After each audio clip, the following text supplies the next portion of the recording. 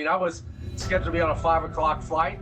Got out early, working in a distribution center in Brooklyn. So I get on an earlier flight, and then all of a sudden, about 60 seconds after we get into the flight, you hear an explosion. You look out the window and you see fire coming out. Like, this is not good. And then you hear a captain say, "This is your captain, brace for impact." And all of a sudden, you're involved with something called the Miracle on the Hudson. My thought was, I got to go into the right mindset to be able to at least have a chance. But now you have another problem. The plane's sinking in ice cold water. And still now the water's about chest level deep because the plane's underwater. And you got to get out. Now you got to figure out how to get out. You take everything for granted on the plane because nothing ever happens. And then all of a sudden, your life starts changing because you got to start putting everything you've learned in your life into play. I never had to work in. It's like I've always been able to pull things off because I've got a mindset that I can do it. We're all here to understand a little bit more about you. And you are an international speaker and somebody that really inspires and motivates people. And a lot of it has to do with not only your story, but how you've taken that story and turned it into your mission. And I'd like to just turn it over to you just for a second and help our audience understand, you know, what's important to you, what happened to you, and how that's moving forward in your life today. Well, thank you. And yeah, I would never thought that I'd be where I'm at today. I mean, I was in sales, very successful, done, and I was on a business trip that week. And I was end of a business trip in, New York City, Brooklyn to be exact, and got on a plane, which, I wasn't scheduled to be on. That's part of the big story. I mean, I was scheduled to be on a 5 o'clock flight, got out early, working in a distribution center in Brooklyn. The day before I was in Petersburg, Virginia. We were just traveling, doing our thing. And so I get on an earlier flight, and then all of a sudden, about 60 seconds after we get into the flight, you hear an explosion, and you're like, whoa, you're in New York City. And all of a sudden, you're like, well, what happened? Right? You don't know what's going on. You look out the window, and you see fire coming out. Like, uh-oh. But, you travel so much, and I travel so much. It's like, plane lost an engine. But then, a couple minutes later, you find out as you're banking, and you see the skyline of Manhattan up close and personal, that something's going on. And you're heading for a bridge, nose first, and you're like, this is not good. And then you hear a captain say, "This is your captain, brace for impact." And all of a sudden you're involved with something called the Miracle on the Hudson. And it's, at that point we were crossing over the bridge. I didn't think we were going to make it. I mean, only thing I ever remember of a plane going into water is toppling, right? I mean, it's just nothing good's going to happen. But fortunately, as we all know, we had a crew that did an amazing job that day in getting the plane down. But now you have another problem. The plane's sinking in ice cold water, and now you got to figure out how to get out. And my game plan, Scott, was just, when I got down, all I kept saying is aisle up, out, aisle up, out, aisle up, out. That was my game plan. Because one of the things that I learned through my life, I've had mentors, and my first mentor was Bill, but then I had 13 years of being an assistant head and head of security for a guy by the name of Tony Robbins. And Tony mentored me for 13 years. And, part of that is just getting the mindset, right? You got to have a mindset that, get resourceful very quickly, right? So my thought was I got to go into the right mindset to be able to at least have a chance. But then I got to my point to go out the door, and I heard my mom say something and changed everything for that day. And she said, if you do the right thing, God will take care of you. And, I grew up, as I told you, I grew up in Virginia. I grew up in rural Virginia. It's a place called Winchester. And I always ran with a group of guys who had each other's backs. And that's when I went towards the back of the plane to see if anybody needed help. And things were moving pretty well, but now the water's about chest level deep because the plane's underwater, and you got to get out. And I started to get out. I saw a light on the right side of the door. I was like, I'm out of here. All of a sudden you look out, the wings filled up and the boat's filled up, and there's no room. So now you're inside of a plane waist deep in 36-degree water. And fortunately for me, about 7 minutes later, I felt the plane shift. I thought, this is it. This thing's going down. You got to get out. And Unfortunately, my mom and dad taught me how to swim because I swam to the closest boat that I could find. 36-degree water, jet fuel in the water, 11-degree air temperature, and that's when it all sort of hits you, right? When you all of a sudden you do it and you think you made it and you didn't make it, and that's when all things started changing. But yeah, I was part of that, and that's I think I was put in that situation where all of us were, where you take everything for granted on a plane because nothing ever happens, and then all of a sudden your life starts changing because you got to start putting everything you've learned in your life into play. That's what I said. Everything. That's what my book Moments Matters about. All these things that came. I had all these deposits I made in my life into my bank account.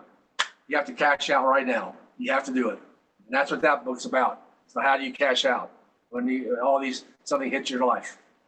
Dave, can you tell me just a little bit about the scene in the plane as it's going down and you have this feeling that you might not make it? Do you have any recollection of everybody around you? Do you only remember how you were thinking or feeling? Tell me a little bit about that moment for our audience. And thanks, because that's one of the most often asked questions I get is what's that last moment like? I mean, you're 60 seconds from potentially dying and you have no control. It's out of your hands, right? I mean, something's going to happen. But I tell people what I remember is I heard some people making phone calls. I heard some people texting. But for me, I saw the movie of my life pass through my eyes. It was one of those slow motion minutes. It was like you see everything in high def of what your life is all about. And all of a sudden, I tell people I think that's what happens right before you pass. Is all of a sudden you realize what is your life all about, And that's what happened to me. Because I thought, I saw things in my life I hadn't seen for 30, 40 years. And it was like I was living it again. And it's only 60 seconds, right? But all this stuff comes to your mind. And it was very quiet. I think people were at that point were totally into themselves that they had to sort of check in, right? This is it.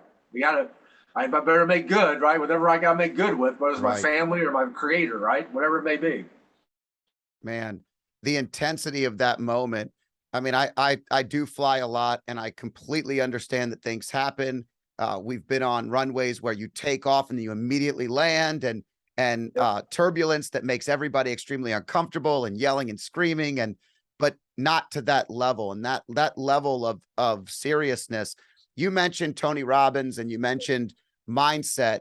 One thing I know about mindset is right before we actually click it on, there's usually a moment where we recognize that we're not in the right space. Did you ever feel like, I sometimes when I go into mindset and I empower myself to get through something, I have to kind of recognize almost like a self-awareness where you step out of your body, you look at yourself and you say, okay, this is what we're going to do here. Is that something that you went through in that moment before the 60 seconds? Yes, because one of the first things I learned through my time with Tony was it's about state management, how to manage your mind when all stuff's hitting you, right? And I think we all know there's three ways to do it: through your physiology, through your internal dialogue, or what you focus on. And at that point, I couldn't move my body, but it was about questions I kept asking in my mind. So before all that happened, I kept saying in my mind, I'll up out. I kept putting myself in more of a resourceful state in the event that I had an opportunity. Because you never know, right? I mean, you might go down, you crash, and you're mangled. You don't know. But I always start with state management. That's the first thing I talk to people about is with stuff that's going on in your life, whether it's COVID, whether it's social, whatever it is, social justice, whatever it is, you got to put yourself in the right state to be able to be resourceful and make decisions. And that's the two things about personal leadership: resourcefulness, the ability to make a decision in times of challenge. Yeah, it's amazing, huh? Because the emotional attributes that kind of get us all fired up are not the very things that allow us to be our best version of ourselves. It's really important to be mentally prepared and present if you want to make that change or difference or actually a difference for somebody else, which is even more empowering, which is what you were doing. I love that you heard your mom in your head. Is your mom still here today? No, she had passed away in 1997. So she was sitting up in, I believe in heaven. This is my personal belief. She was in heaven and watching over this whole thing. And I wrote this one time in a blog. I said, I think that was my test. I think that was the test she and whoever else put me through. It's like, okay, here you go. You got to do everything that we've taught you, right? And you got to execute right now. And you've got to get it done. And she was there. Well, I think personally, I have my mentor Bill. I think she was there watching this thing play out. How's Dave going to do it? Is Dave going to do it? Is he going to pull everything out that he's learned and be resourceful and take care of other people and do the things that his values set him up for, right? It all starts with your values. And I don't judge people's values. That's their own values. But mine were, you take care of other people first, right? And my after my mom passed away, Scott, I realized my mom's worldview was if you can't, you must. She would never let us to say the word can't. We never grew up. You said it to her, she'd knock you down. I mean, it was like, never say that in this house. So I think, I never had the word can. It's like I've always been able to pull things off because I've got a mindset of I can do it. I got to get resourceful. Yeah, it's amazing how much confidence a mother or father can instill in you that lasts a lifetime if it's done in the right way. It almost makes you think from a traumatic standpoint, for the people that don't have the luxury of having that solid, confident foundation, how challenging it could be. But what a gift that she gave you just to feel it in that moment. Do you feel any type? I'm sorry, go ahead. You have a point to make. I'd rather hear your point. I was just shaking my head because I agree. Yeah. Do you feel more connected in a way? I know that when someone passes, there's moments where we feel super connected, but when something like that happens, do you find yourself feeling a little bit more connected to your mom and your mom's values today versus maybe prior to this in any capacity? Most definitely. I mean, one of the things about that time is when she passed very unexpectedly. I saw her the day before here in Charlotte. She went home to Virginia, and next day she passed away. And so, that was very traumatic for our family. But, my father couldn't handle this. I mean, he could, but he wasn't handling it well, let's say it that way. So yeah, the kids had to handle everything. So I went into business mode, Scott. And my wife, I was like, you guys start grieving a little bit. And I was like, no, I'm in business mode, right? We got so many things to get done. And I think that's where the connection came because, she and I were close. And I don't know if she had preference for me, but she always made time for me. But she had put discipline in me too. My mother was a big disciplinarian. So I think that's where a lot of my values came from, is because this time she invested in me because she knew that all of her kids had something bigger than what they're playing at. And we all go through those situations where, we don't play at the right level. We're playing down to other things, right? And, my mom would always get mad at me when I did that. So I think that's what I said. I think this was the test. It's like, my mentor, Bill, he started in 1984 with me. And, he was 77 years old when he started with me. He owned 80 movie theaters in North and South Carolina throughout his career. And he took me on. And for 13 years taught me this. And before he passed away, he gave me the handwritten notes that he took in 1929 when he wrote this stuff down. And he made me promise him, do not let this die with you. So as I was looking back on that, and I had these notes, and I was showing my new mentor, Don, this, I'm like, he said, God doesn't give you the lesson until you're ready. And you weren't ready. So this is why I think one of the other reasons why that day played out the way is because I had not fulfilled my promise. Right? So, and that was a value of mine. My dad's number one thing was your word is your bond. Yep. Whatever you say, you better back it up. And I think those couple lessons really, they stuck with me all these years and played out that day. That's awesome. I love so many parts of that. I during COVID, Dave, I went through, there was a time where, we weren't really doing anything. Nobody was going anywhere. It was a short time in some parts of the country, a very long time for others. And, in Virginia, it wasn't super long where we were at, but I was going through all my old boxes and I found a box from the attic that my mom had given me. And I had saved all of my cards from my grandparents and every little thing they ever sent me. And I started going through them. And in it, I found a letter from my mom from when I was 13 years old. And it was basically a note saying, words are a very powerful thing. And I know that you're going through a very tough time right now, but you have to remember that you've been given a gift and you can't use your words to hurt people. And right now, I don't think you're in a good spot. And I want you to flip it. I want you to change. I want you to focus on kind words, kind thoughts, just simple things that we grow up and we're leading other people and we're just doing it because it's a part of our DNA, but it's not. It's also something that when we got veered to the wrong direction, we had these little reminders and these things that really stand out. And I couldn't be more grateful for not only having the lesson then, but I can remember exactly where I was. I was in Catholic school. We were getting ready to move to a new city. I was going to go to public school. I had no friends. I knew nobody. I was going from the king of the school to nobody. and I was making it everybody else's fault instead of just dealing with it. And turned out to be one of the greatest lessons of my life, turned out to be one of the greatest things I will never forget. And the letter only helped me reinforce remembering that influence. And so it's so cool that your mom came to you in that moment. When you were thinking in that 60 seconds and you saw your life flash before your eyes, okay, what was there anything that you thought about that you had to do that you've done because of that, or second part of the question, that you haven't yet done and you're waiting to do? Nice, nice question. Thank you very much. But no, I'll tell you exactly what it was. The last thing that I thought about before impact is I hope my wife pays off the mortgage, because that's been one of our goals for life, and we've never done it. And at least if I died right then at that moment, she'd have the resources.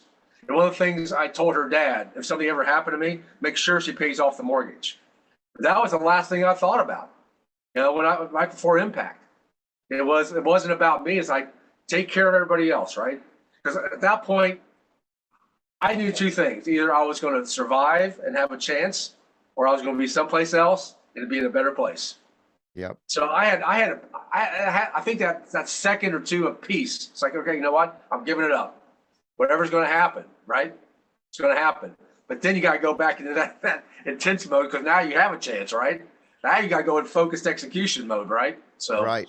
Yeah. Yep. You mentioned business mode, and what I want to clarify is, what I love is when you mentioned business mode, you mentioned it when your mom passed away, you mentioned Yep. it in this setting. What you're talking about is serving people. Right. When we go into business mode, people that are successful in life tend to go into business mode when it comes to service. And I feel like that's a major difference. When you talk about going into this mode to help your family, I can't relate more than I had to deliver the eulogy for my grandfather, my dad, and my uncle. Their father was a little bit of a rough upbringing for them, a lot of a rough upbringing, a very small home, alcoholic father, broken family, very challenging, right? And I mentioned to my dad and my uncle the night before the funeral that I can't do a lot of things that they can do, but I can speak. If they want me to speak, then I will do it.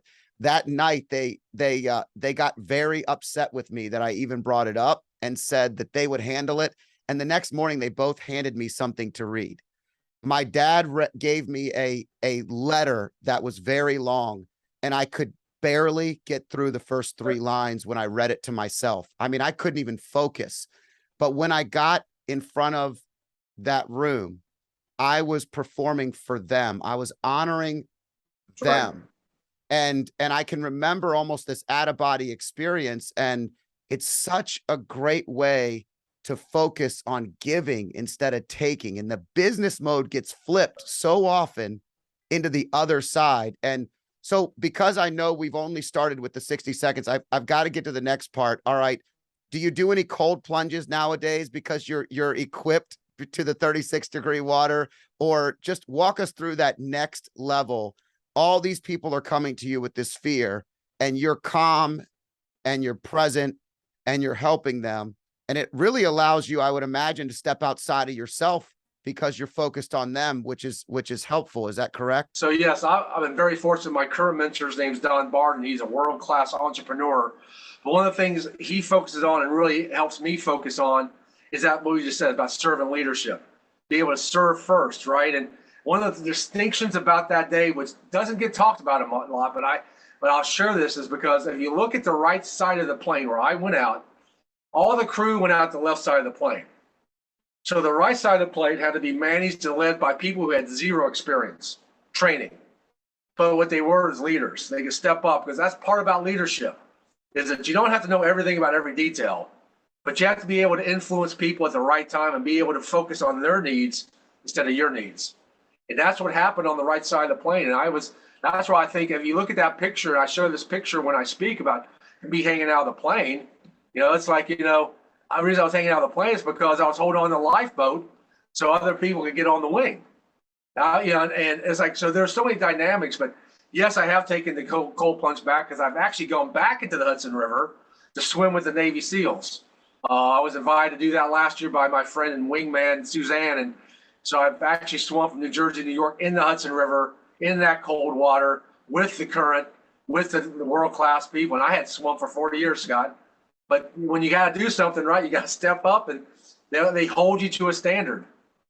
And that's another thing about, right? And I went back and faced that, whatever fear I may have had of the river. So yeah, now it's just showing people, like, you go through these challenges, because you mentioned something earlier which is very relevant about COVID. It was that year and a half period wasn't just about COVID. It was about social justice, police, elections, natural disaster. Everything stacked on people, and people got so fearful and uncertain because they don't know what's going on next. And something gets kept stacking and stacking and stacking. So if you focus on serving somebody else first, right? About leadership and serving other people and getting them out of that uncertainty, and show them how to do it. And that's my mission right now, showing people. And that's what Bill made me promise him, is not let it die with me. So that's great. I love, I think one of the beautiful things about success is it can make you feel really good inside. But if you feel too good, the ego gets out in front and it becomes a problem. The only way to separate the ego and success is to focus on exactly what you're talking about. And that is everybody outside of yourself. You still have to check in with yourself to make sure that you're in the right space. But the reality is, if we ever get caught up in our own stuff, if you really feel like you're spiraling out of control, or you feel overwhelmed or anxious, anything, the solution is so simple sometimes, in that doing something for someone else immediately cleanses you in a way that gives you freedom. And it's so powerful to hear you say that. And you've turned this mission into something much bigger. I mean, I want you to tell the audience, because I think it's something so proud, but I talk a lot about impact, and you've taken impact to a whole new level. You have done these things not because you're trying to focus on yourself, your trauma, your success. You're doing it because you're creating an impact for others, and you're raising a boatload of money for organizations that help people in times of crisis. Can you talk a little bit about that with us? Because I really, really loved reading about that. Well, thank you very much. I'm humbled to be able to do that. And yeah, one of the greatest things that happened to me right after the plane crashes, with Tony and I had an opportunity to have this conversation, and he told me to stay humble. People will be coming at you all over the place, to stay humble. And I've always tried to focus on staying humble and giving back. And so part of that story is I had three Red Cross experiences that day. That 14 hours from the time the plane I got to the New Jersey shore all the way back to Charlotte. So I made a commitment to help the Red Cross anywhere I can, because their mission is eliminate human suffering. And through my story and whatever I could do, I could help that mission, whether it's a hurricane, a flood, whatever it may be. So that's why I help raise money for the Red Cross. I donate a portion of the funds of my books to the Red Cross. So and it may only be a few dollars here and there, but that might be the difference you have in somebody have a room for a night during a hurricane, and them living in their car. So I think it's incumbent on all of us to find something that we're passionate about that we can give back to, whether it's pets, whether it's a church, whether it's a Red Cross, or also whatever it may be that you got passion for. Give back, because there's so many people in this world that are suffering right now, and it's going to get worse. I mean, this is the way things are developing. Things are going to get worse. So you've got to look out. And you mentioned something earlier, which is sort of trigger. Is like, ego is edging God out. And I think if people remember that when they get a little too big in the britches, right? That it's called that tall poppy syndrome, right? You get too big for your britches, somebody's going to whack you down. Yeah. So don't edge God out, right? Focus on serving others and gratitude. And that's what I talk about a lot now, is having gratitude, because when you're in a state of gratitude, you can't be anything but happy. You can't be anything but serving. And I said, so when you get in those challenging situations where it's all about you, or you got to get something done, take a deep breath and focus on, how grateful you are, because gratitude is about giving thanks to something bigger than yourself. That's all it means. To give thanks to something bigger, and you can focus on serving first. It's so powerful. One of the things that I think people forget is when we go to work out in the gym, we realize that when we start, it's not going to be immediate. And most people quit because of that. They don't see the results, and therefore they stop going to the gym. They stop eating healthy. They stop doing the things that they want the result of, but the work takes a lot of time. And the worst part about the work is you don't see it immediately all the time.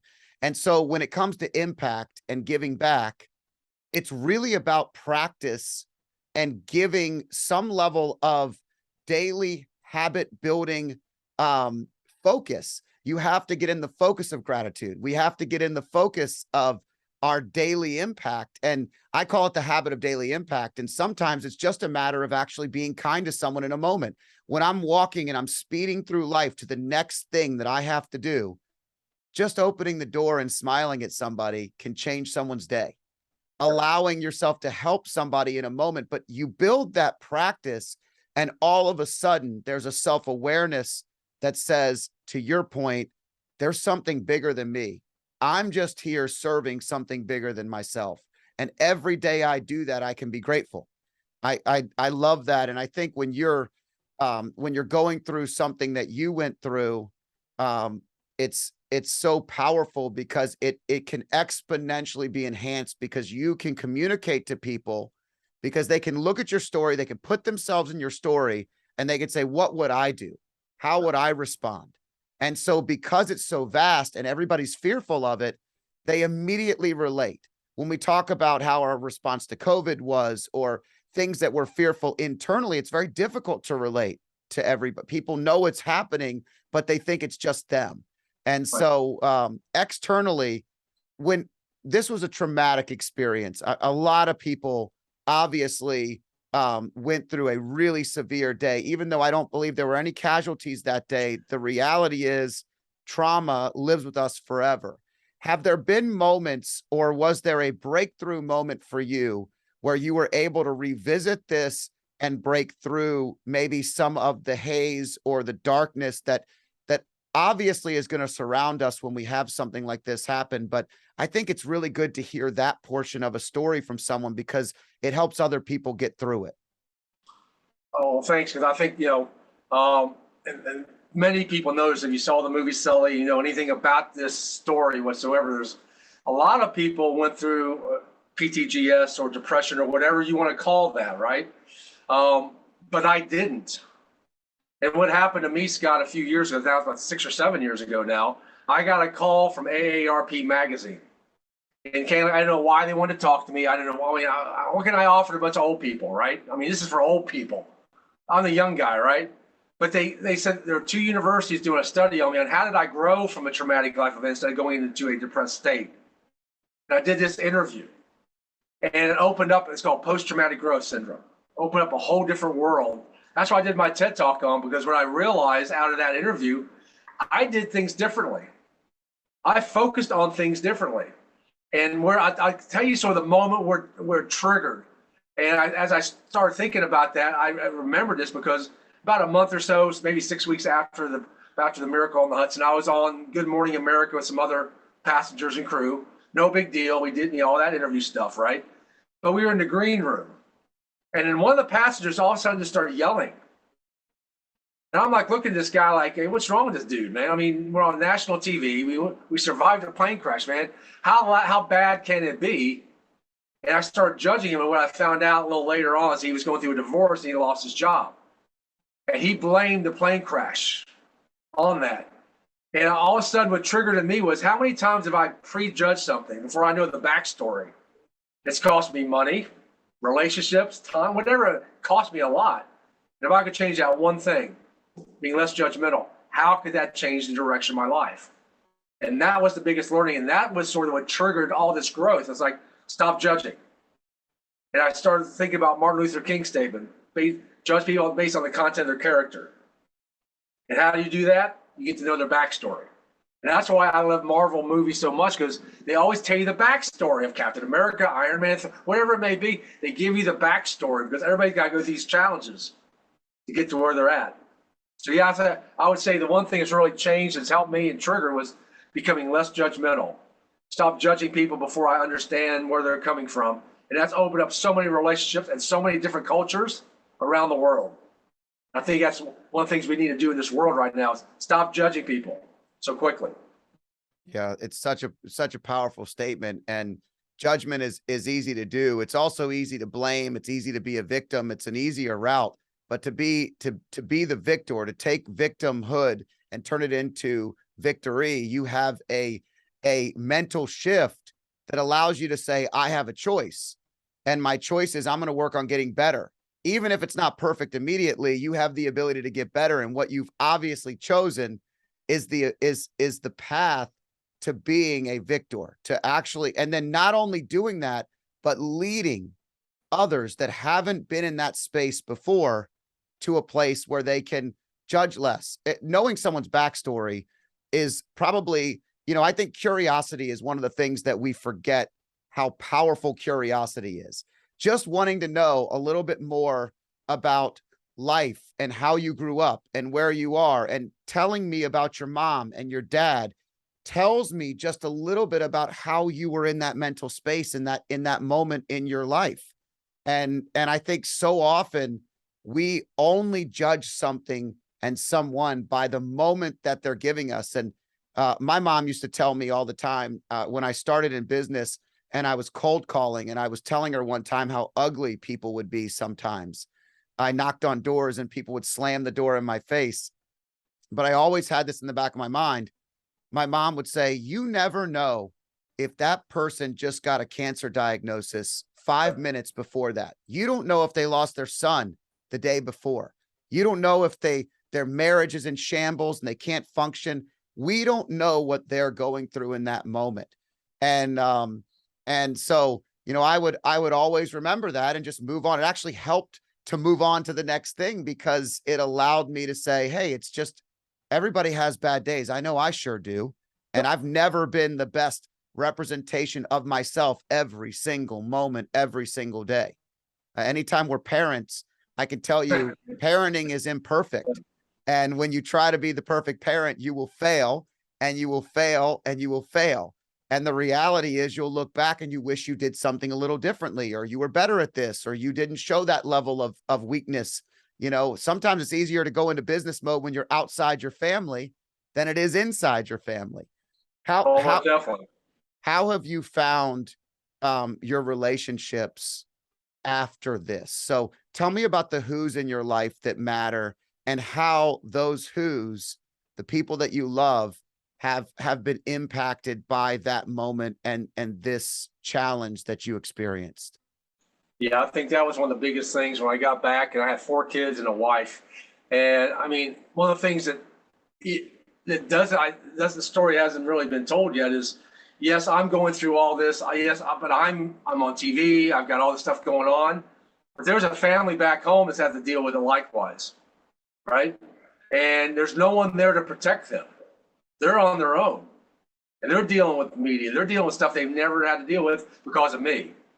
And that's why when I got back, I tell people, one of the people I thank the most is the CEO of the Red Cross in Charlotte, because she was taking care of my family while I was dealing with all this. And then I'm back, and we've got to start dealing with it together. And we all my family had different reactions, right? So, I mean, from my second grader, who was basically shut down because he had to process in a different way, to my third daughter, who freaked out every time I stepped out of the house because Daddy's not coming home.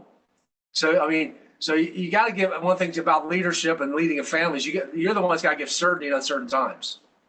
That's part of leadership. And so, I had to reinforce that, Dad is coming home. Dad's going to be all right. We're going to be all right financially. I had to give certainty, and to everybody in my family in different ways. And I think that was the biggest sort of learning that I've had, because I was struggling through some things. I mean, I had to deal with my business. They wanted me to go back to work the next week to fly to Michigan. I had to deal with that, where I should have had to deal with it, right? But I did. I had a family that had to go back to school, and they were dealing with stuff at school. I had a wife who's going back to work, and all of a sudden she doesn't know her head from her backside, because now I don't know what's going on with my husband. He's all over the place, right? Right. So I mean, that's a tough transition, and that's why I tell people, it's the one thing as a dad is, at least you got to be a leader of a family. You got to give certainty in the way they receive certainty, whether it's audio, visual, kinesthetic. And my daughter needs to be hugged, and one needs to be more seeing me, right? So I use modality. I actually use modality, if we look back on it, to build certainty with my family. Yeah, it's amazing how in any time of crisis, whether in business or in family, communication, increased communication is always going to be a positive resource. Now, communication has to be the language that fits the individual that you're working towards. Right. And if that quality time is mandatory to your spouse, then you've got to give a little bit more of that time. If it's over communicating to your daughter as you walk out of the house, let me tell you where I'm going to go. Let me tell you when I'm going to be back. Let me tell you what we're going to do in the meantime. And you're not going to worry because it's going to be okay. And I'll call you when I get there. I mean, whatever it may be. And for the child that shuts down and it's just a hug, it's a communication method. And what you have to hone in on is everybody needs something different. And Right. you obviously found that.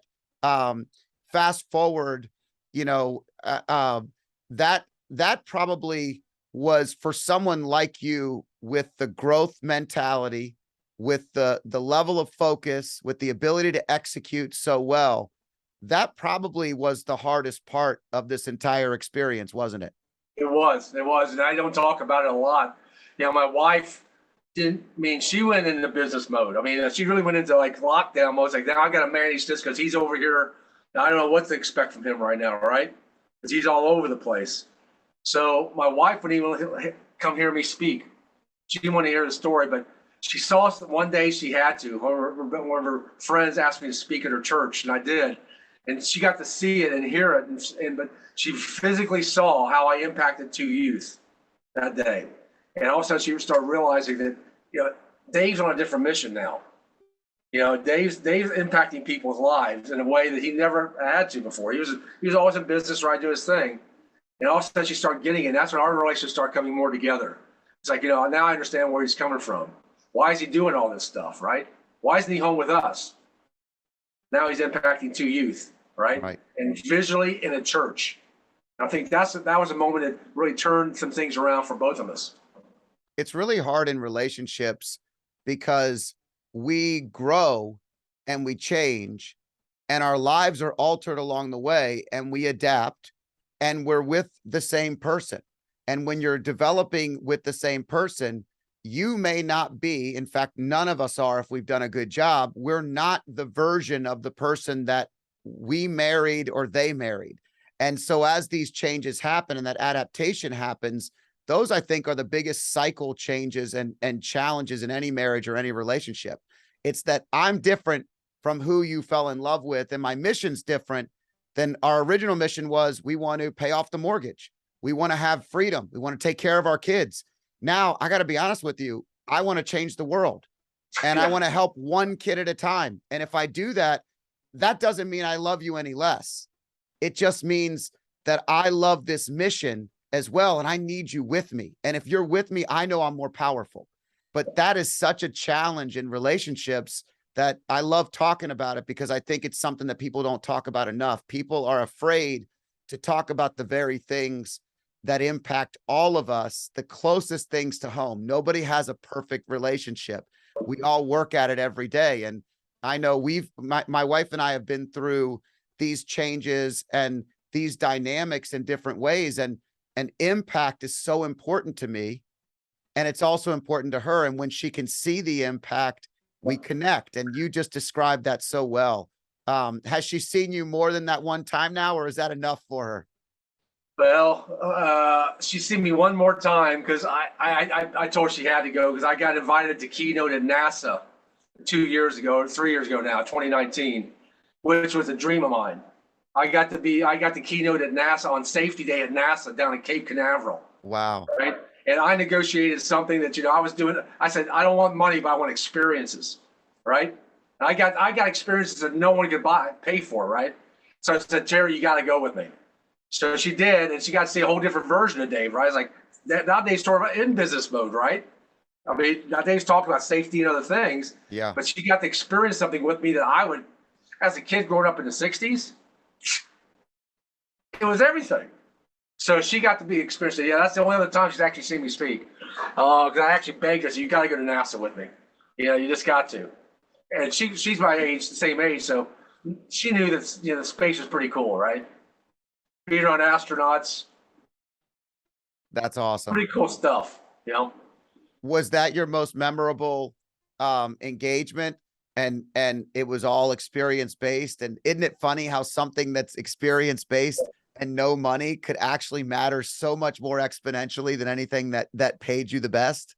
Oh yeah, I mean that's definitely in the top three. But I say the one that really I say what stays with me because you cannot buy this. You can't buy this. Is I got invited to speak at the Supreme Court sponsored by Justice Anthony Kennedy. And I got to spend 3 minutes at his quarters talking to a Supreme Court justice one-on-one. Wow. And it still impacts me because those are the experiences that you just can't buy. You can't get access. But B, because I did something, I was focused on serving. He wanted to hear about it. And I got the opportunity to these experiences because I would have never had that opportunity unless I started giving back. And all of a sudden I'm invited to do something that, like I said, he was on his mode of retiring. That was the year before he retired. Okay. Right. So it's like he's out. So yeah, I think that one always resonates with me because that actually is the one that changed everything because all of a sudden I had a speaking bureau that wanted to pick me up. At that point I started getting paid. It's like, wow, that's pretty good stuff. But no, those are two at the top. And I guess number three, I would say, I mean, I've had a lot. Was when I got to speak, I did a 7 o'clock talk for the Red Cross at the southern rim of the Grand Canyon. And it was amazing to see the sunrise with the Grand Canyon behind you. And here you are speaking with the Grand Canyon behind you. Wow. So those are probably the top three that I would probably point to. Pretty big.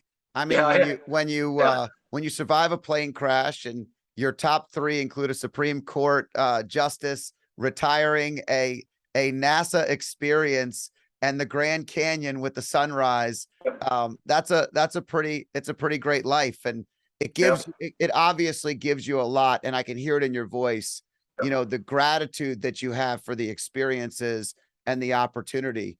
And, is there anything that you do every day that helps you with your mindset, helps you function better? Like what does your daily activity look like if you have a perfect day?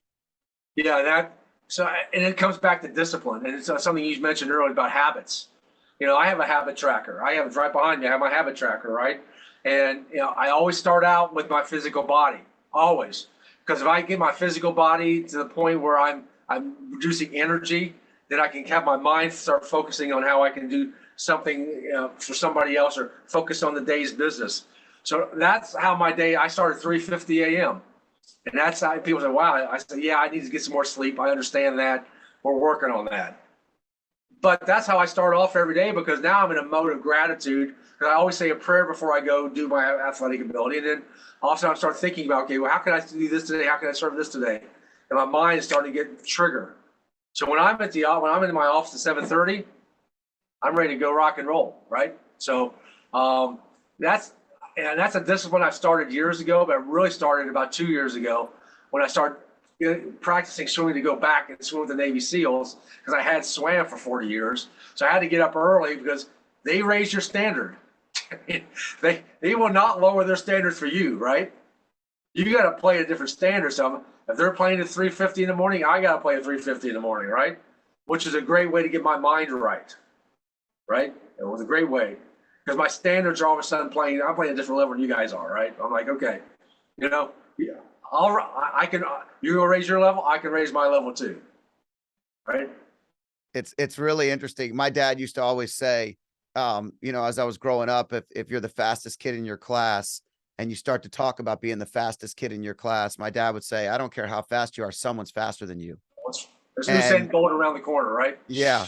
So, it didn't take far and you get humbled real quick and that confidence gets shaken, but you build on it. And just knowing that there's somebody else pushing you a little bit harder, stretching you a little bit further, the wider you get and the more you're comfortable with being uncomfortable, right. The more the better life gets, right? And it's challenging. It can actually get more and more challenging. Tell me, you talk a little bit about the Navy SEALs. We've mentioned it a couple times.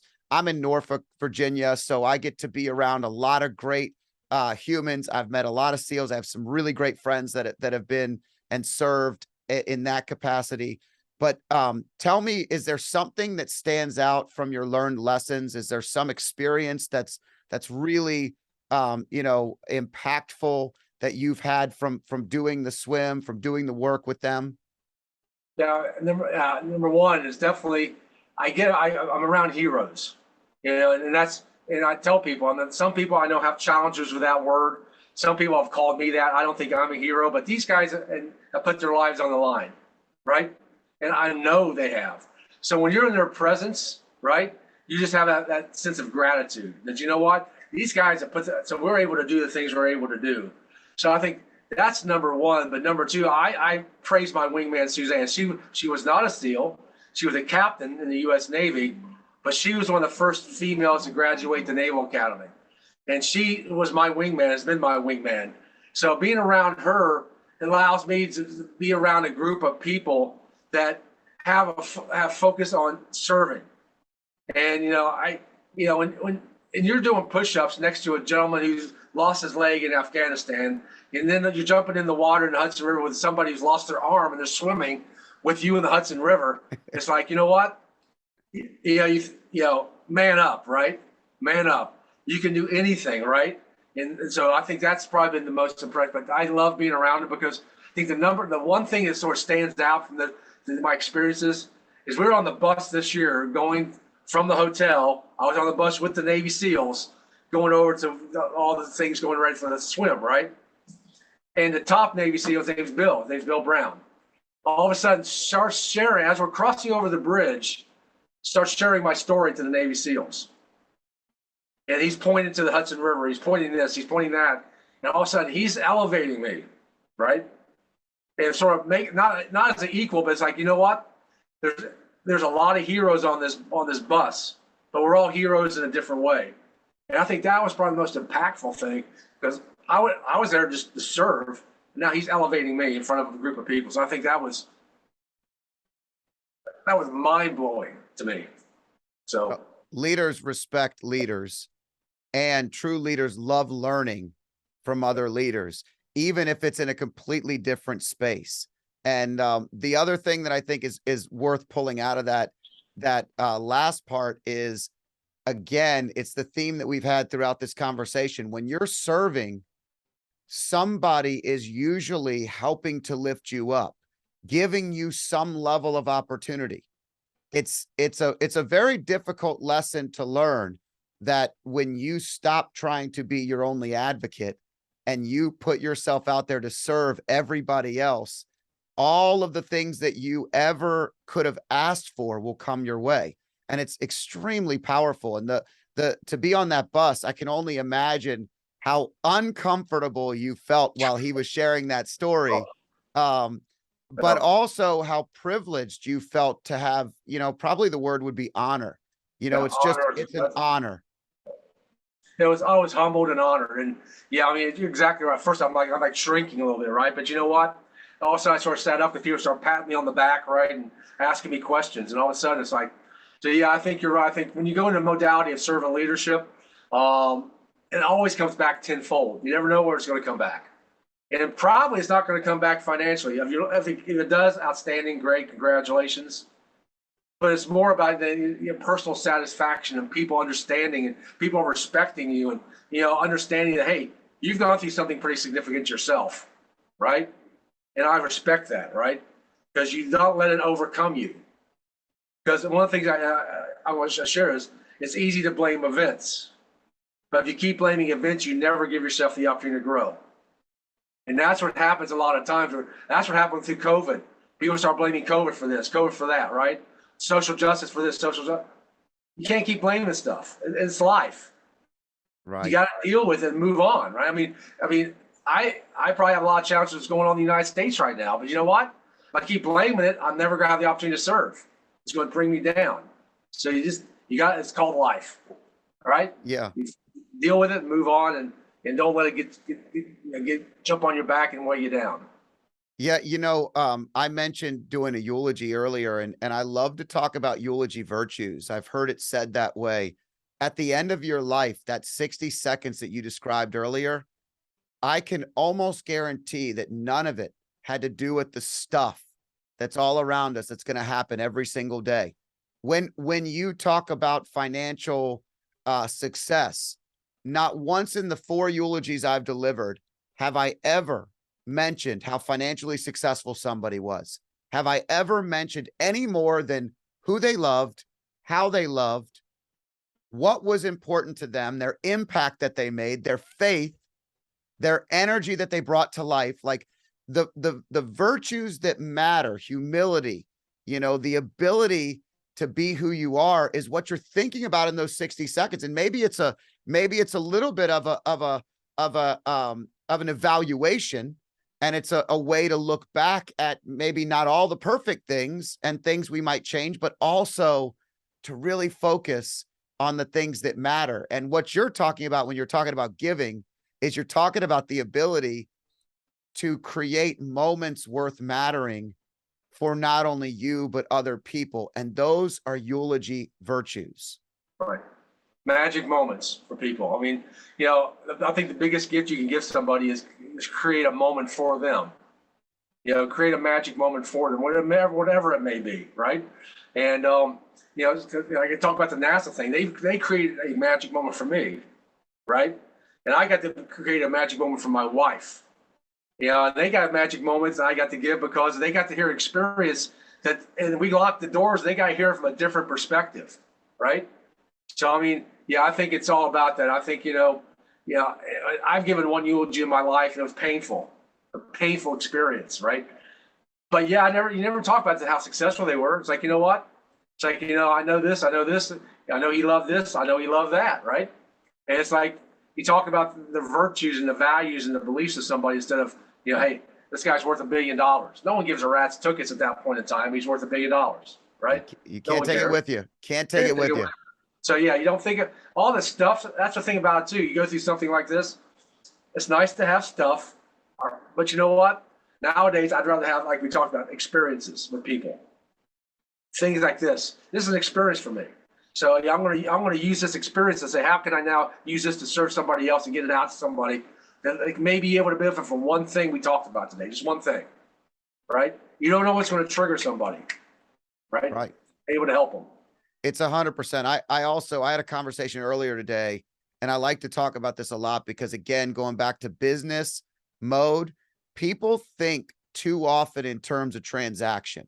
They think that everything in life is a transaction. I do this for you, you do it for me. I invite you over for dinner, you invite me over for dinner. We've had them over 6 times. Why do they never invite us over? Like, at the end of the day, everything is about building relationships. Every single podcast that I do, my goal is to get to know you better and whoever we're talking with so that we build a relationship into the future.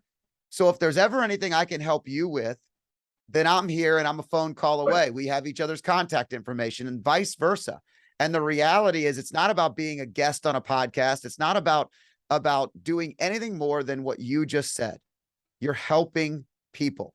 You're hoping somebody listens to this. Maybe it's someone that I know really well who needed to hear your message, and they would only have heard your message because of me, or somebody that you is your audience and has never heard of me and heard one thing that we said today that made a difference in their life. Right. I mean, that is why we have these conversations. And I know that it's pie in the sky. And I know that sometimes, people think that maybe we're thinking too big, but without big thinkers and visionaries like that, that focus on kindness and helping people, I think the world's a really sad place without that stuff. And so let's make it a better spot for everybody. Let's elevate everybody's game instead of everybody bringing somebody else down. That's happening too much these days. Everybody's trying to one up somebody else because of whatever belief system they may have.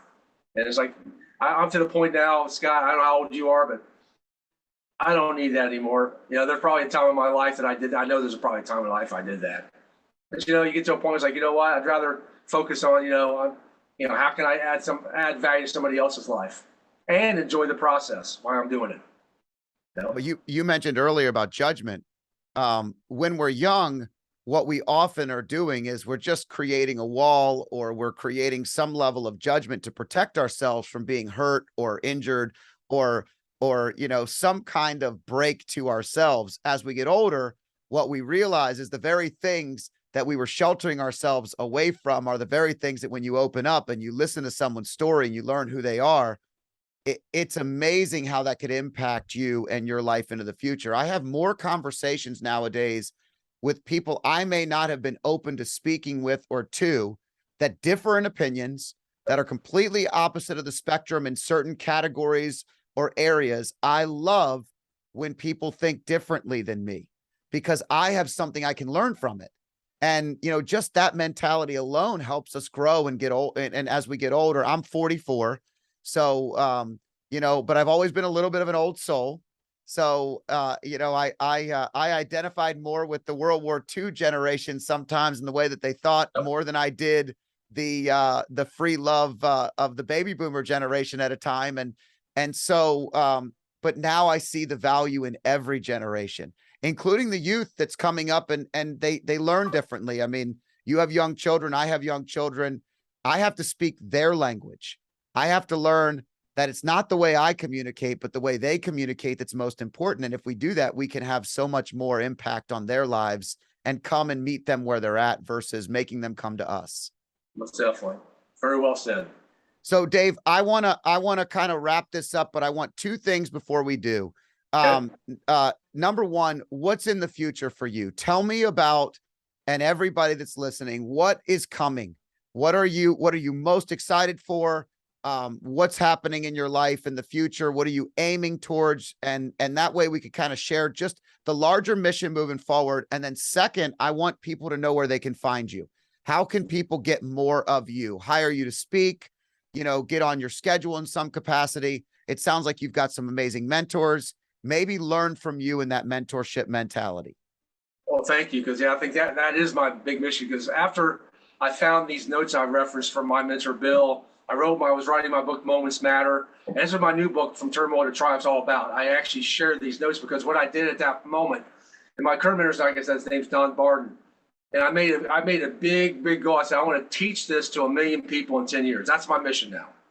And what Tony always taught me when I was with him is make the big goal.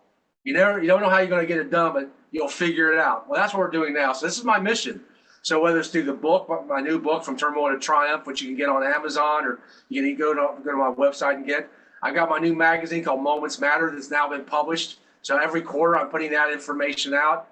I've got a coaching program that I put together based on what Bill showed and did with me. So I'm going to take this next generation of people. Like you said, I think you're right. The millennials and Gen Zers, smarter than we are, but what they lack is wisdom. Because wisdom and mission is you got to have experience. And how do you get that? To somebody who's got it. So this is my mission. I started a coaching program, which I never thought that I would do. And of course, now I'm still speaking around the world, and I'm developing an online product. So my mission is all geared towards teaching what he taught me, what I've learned from him and Tony, 1 million people over the next 10 years. And if you want to check it out, go to my website at davesandersonspeaks.com and check that out, because that's all out there. But the best way, if you want to learn about Dave, is every week I write a new blog. And I put that on LinkedIn, at Dave Sanderson link on the LinkedIn page. And every week I drop a new insight from something from the lessons he taught me. And I take it and basically put a story to it, so people can now say, okay, I understand this because I've experienced the same things in my life. So that's another way to interact through LinkedIn. So thank you for allowing me to share that, because as you can tell, I'm very passionate. Yeah. This is the big mission. This is the big mission.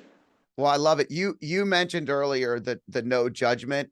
And I think as you teach the next generation and you take your mission out there, if we can teach the next generation that judging the previous generation in front of them and not understanding their story, which you also mentioned earlier, is really a fast way to never get the wisdom that you speak of. We have to understand someone's story, when and where they come from, and how that matters to us before we judge anything or anyone. And if we could take that message to the youth, your mission is extremely valuable. I love what you're doing. I'm glad that that plane did not go down. I'm glad that you're here making this impact on people's lives. And Dave, I hope everybody looks you up. I hope everybody finds you and gets a little piece of you in their life so that that one moment might change theirs. So I appreciate your time, your energy, and I look forward to everybody listening to this in the future. Thank you, Scott. I'm honored to be here, and God bless you. Thank you for having me. Thank you.